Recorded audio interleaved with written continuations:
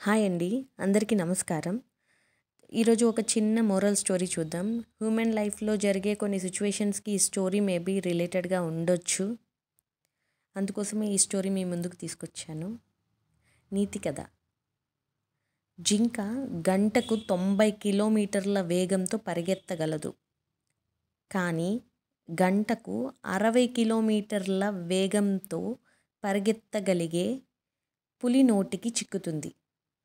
ఎందుకంటే పులి కన్నా తాను బలహీనంగా ఉన్నానని జింక మనసులో భయం.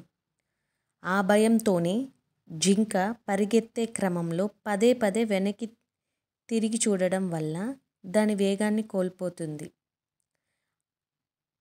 ఆ భయమే దానిని పులి పంజాకి చిక్కేలా చేస్తుంది. కొందరు మనుషులు కూడా అంతే.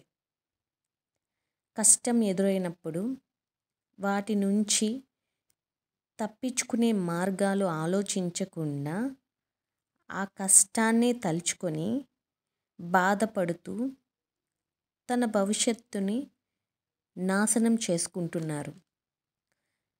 మిమ్మల్ని మీరు ఎప్పుడూ తక్కువ అంచనా వేసుకోకండి. మీద పడిన రాళ్ళనే మెట్లుగా మలుచుకొని అందనంత ఎత్తుకి ఎదగండి.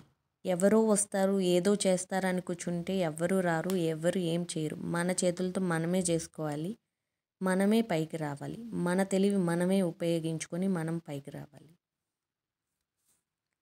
Thanks for watching. Please share, like and subscribe to my channel.